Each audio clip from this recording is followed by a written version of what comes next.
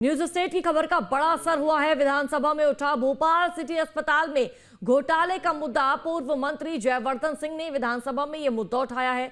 चिकित्सा स्वास्थ्य लाभ को लेकर देखिए प्रश्न लगाया गया।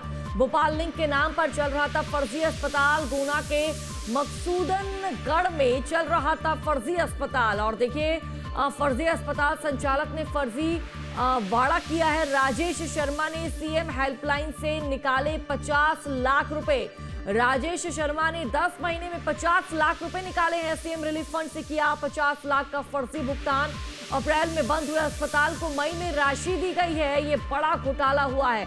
न्यूज स्टेट ने इस खबर को प्रमुखता के साथ दिखाया और देखिए फर्जी वाड़े की रिपोर्ट को दर्शाया। न्यूज स्टेट इन्वेस्टिगेशन में फर्जी वाड़े का खुलासा किया गया। तो बड़ी खबर आप तक साझा कर दिया और न्यूज स्टेट द्वारा दिखाई गई खबर का बड़ा असर हुआ है।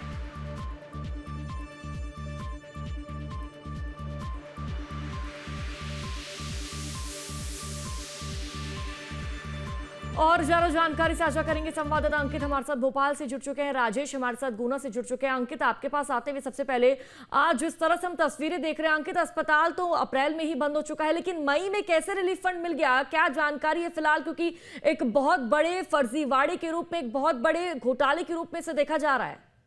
तो बंद हो गया, लेकिन उसके बाद भी मुख्यमंत्री पैसा गया और ये सिलसिला एक बार नहीं चला, ये सिलसिला पूरे साल चला। यानी कि पूरे 10 महीनों तक उस अस्पताल के नाम से जो है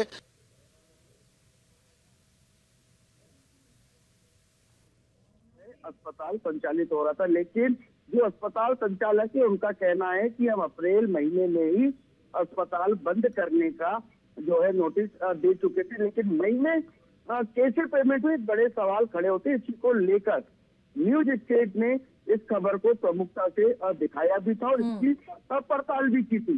पड़ताल करने के बाद जो चीजें सामने आई, उन्होंने बिल्कुल से चौंका दिया कि ये जो अस्पताल जो है वो अप्रैल माह में बंद हो गया, लेकिन उसके बाद भी 50 लाख से ज्यादा का पेमेंट कैसे हो गया, एक बड़ा सवाल खड़ा हो रहा था। लेकिन जब बिल्कुल अंकित, और ये मुद्दा अब सदन में भी उठाया गया है। अब देखना होगा इस मुद्दे पर सदन में क्या कुछ चर्चा होती है। राजेश हमारे साथ लगातार जुड़े हुए गुना से, आपके पास आते हुए राजेश, एक बहुत बड़े फर्जीवाड़े के रूप में, घोटाले के रूप में से देखा जा रहा है। जिस तरह से हम देख रहे हैं उन पेशेंट्स का नाम भी रिलीफ फंड के माध्यम से उन पेशेंट्स का नाम देकर भी पैसे निकाले गए हैं जिन्होंने कभी इलाज ही नहीं करवाया है।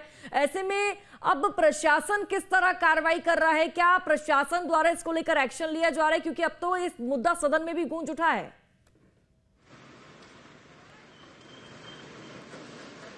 राजेश जी हाँ, बिल्कुल देखिए कि न्यूज स्टेट का जो विशेष प्रोग्राम है इन्वेस्टिगेशन, उसकी मोहर, सत्यता की मोहर पूर्ण तरह लगी हुई है।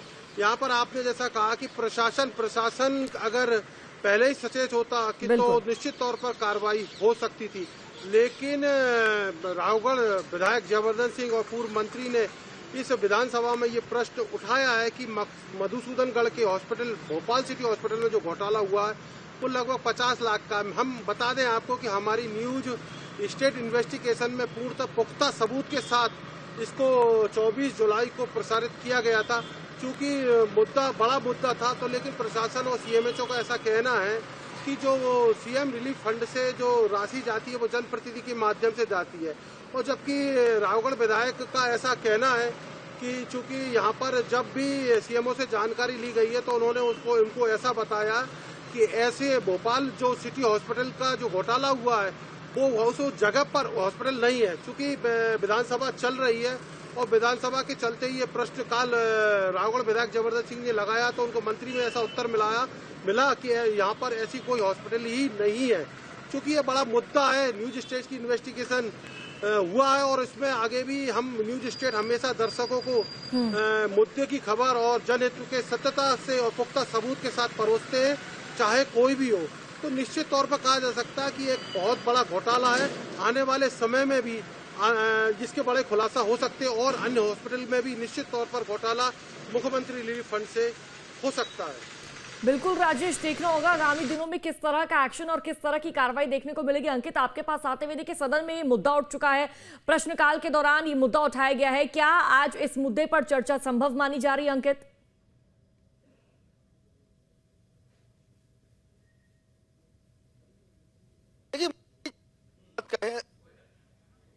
स्थगित कर दी गई है।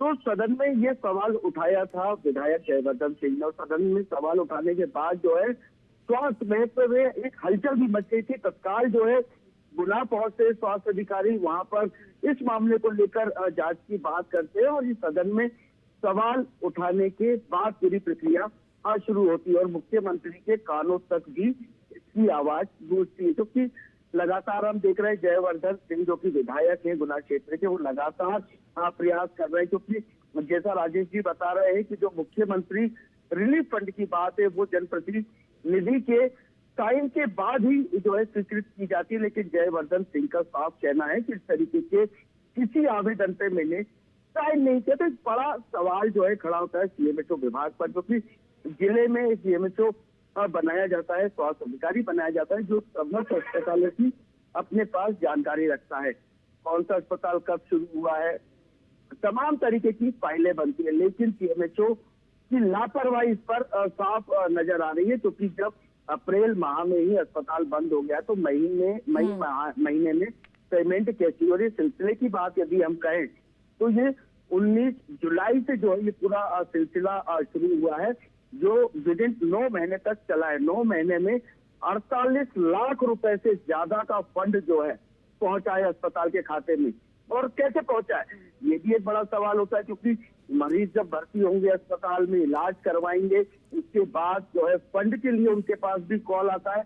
लेकिन कैसे क्या पूरा सिलसिला चला, क्योंकि इसमें जो कुछ अधिकारी हैं जो इस विभाग से जुड़े हुए हैं वो भी संलिप्त नजर आ रहे हैं, क्योंकि बिना अधिकारियों के इतना बड़ा कारनामा करना वो भी अस्पताल प्रबंधक के लिए बड़ा सवाल खड़ा करता है, एक बड़ी टेंशन देता है कि इस तरीके के काम कैसे करें। तो इसमें कई अधिकारी भी जो है शामिल होंगे। लगातार आप देख रहे हैं कि जो मनसूबा गढ़ है उसमें भोपाल सिटी के नाम से ये अस्पताल संचालित होता था और मुख्यमंत्री सहायता कोष से लगातार पैसे निकालता था और फर्जी मरीजों के नाम से पैसे निकालता था।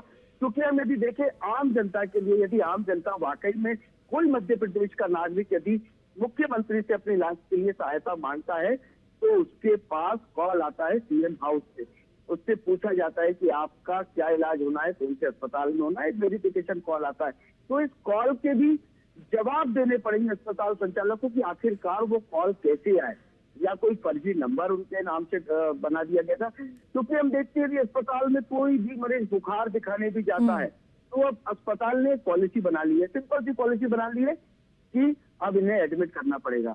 एडमिट करते हैं तो एडमिट के दरमियान अस्पताल के जो भी स्टाफ है वो उनसे आधार कार्ड मांगते हैं, उनसे जुड़े तमाम दस्तावेज मांगते हैं।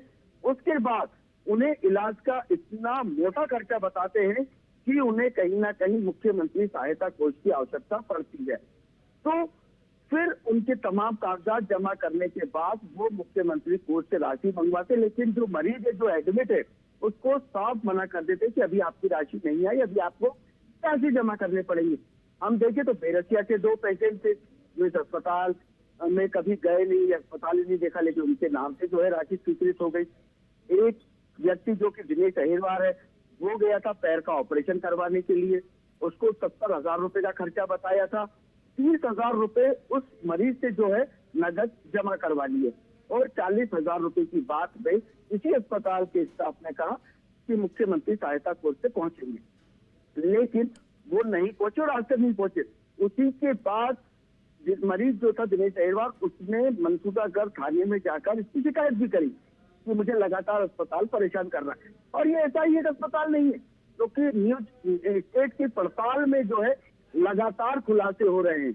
लगातार यदि हम बात कहें तो जैसे रईसी फर्जी मामला हो गया या अस्पताल से में घोटाला मामला हो गया, लगातार जो है न्यूज स्टेट की खबरों का असर देख रहा है और जो मंत्रिमंडल महकमे में भी इसकी हलचल बड़ी तेजी से मच रही है, क्योंकि इससे साफ देखा जाता है कि जैसे ही गुना के विधायक के कानों में ये बात जाती है कि इस तरीके का अस्पताल जो कि मुख्यमंत्री सहायता कोष के नाम पर लूटमारी मचाया, तो वो सीधे विधानसभा में इस प्रश्न को सभापति के समक्ष रखते हैं और इस पर तत्काल फैसला भी होता है। देखिए क्या होता है कि पहले जांचें होती थी, काफी जांचें होती थी, लेकिन ये मोहन सरकार है, हम देख रहे हैं लगातार मोहन सरकार जो है जो भ्रष्ट अधिकारी है उन पर गाज गिरा रही है, उन पर कार्रवाई लगातार कर रही है। तो ये भी जो है हमारे प्रदेश के मुख्यमंत्री के कानों तक ये बात भी पहुंची है और उन्होंने तत्काल निर्देश देते हुए तमाम जो है इससे जुड़े दस्तावेज मंगवाए हैं।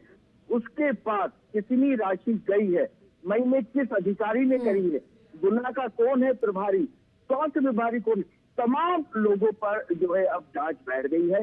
जांच के बाद ही पता चल पाएगा कि आखिरकार ये पूरा मामला कैसे ठीक है, चला। बिल्कुल अंकित, लौटूंगे आपके पास। यहाँ पर जयवर्धन सिंह का इस मुद्दे पर क्या कुछ कहना है वो भी जरा अपने दर्शकों को सुना देते। एक राजेश शर्मा है जिन्होंने सीएम हेल्पलाइन में 14 फरवरी 2025 को ये आरोप लगाया था कि मकसूदनगढ़ जिला गुना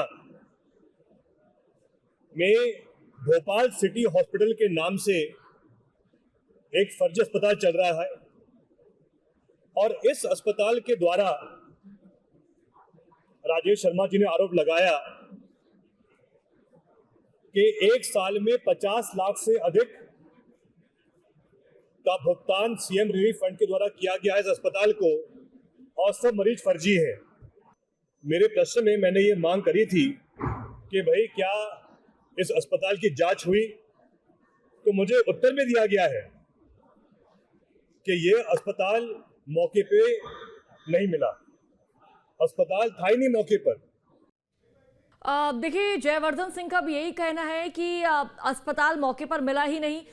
सीएम रिलीफ फंड से पैसा मांगा गया, पैसा मिला भी, लेकिन अस्पताल नहीं मिला। राजेश, आपके पास आते हुए हर एक स्तर पर फर्जीवाड़ा हुआ है, घोटाला हुआ है। अस्पताल की बात क्यों ना कर ले, जब सीएम रिलीफ फंड से पैसा अलॉट होता है, पैसा मिलता है, तो क्या देखकर मिलता है? क्योंकि अस्पताल तो पहले ही बंद हो चुका था, पैसा क्या देखकर दिया गया ना? जो पेशेंट्स है वो असली निकले हैं, पेशेंट्स भी फर्जी निकले, अस्पताल की जो बुनियाद है वो भी नकली निकली है। तो 50 लाख रुपए किस बेस पर दिए गए? क्या कुछ आधार रहा 50 लाख रुपए देने का, राजेश?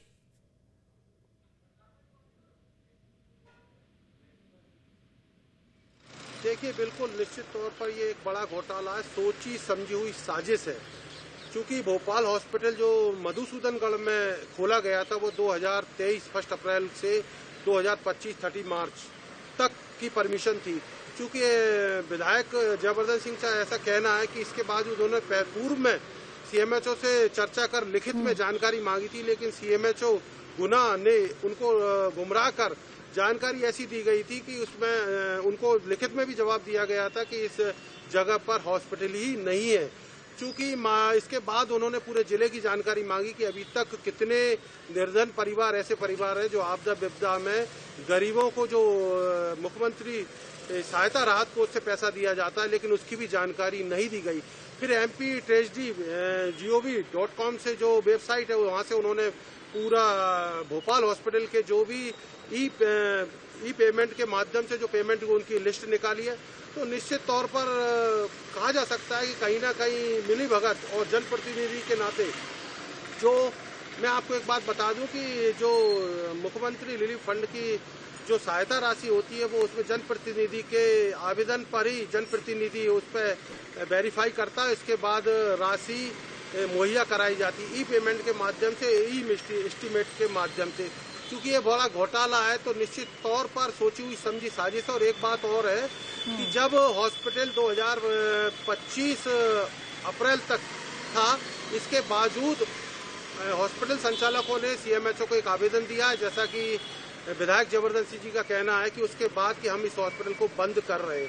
इसके बावजूद भी 14 मई यानी कि अप्रैल हॉस्पिटल बंद होने के बाद 14 मई और इसके बाद एक और 23 मई को 2 लोगों का पेमेंट 75,000 क्रमशः 80,000 रुपये निकाला गया। तो कहीं ना कहीं निश्चित तौर पर सामने ऐसे घोटाले सामने आते हैं तो कहीं ना कहीं प्रश्न लगता है प्रशासन पर, सरकार पर। इसके अलावा जयवर्धन सिंह जी ने सरकार, बीजेपी सरकार को घेरने की कोशिश की। उन्होंने आरोप लगाया कि जैसे व्यापम घोटाले द्वारा डॉक्टर फर्जी निकाले गए, ऐसी अब बीजेपी सरकार फर्जी अस्पतालों को बढ़ावा दे रही है। बिल्कुल राजेश, हर एक लेवल पर फर्जीवाड़ा हुआ है। और देखिए, स्वास्थ्य चिकित्सा मंत्रालय पर भी कई सवाल खड़े हो रहे हैं कि जब अस्पताल ही नहीं है, पेशेंट्स ही असली नहीं है, तो पैसा किस बुनियाद पर दिया गया? आपका बहुत बहुत शुक्रिया दोनों का जानकारी साझा करने के लिए।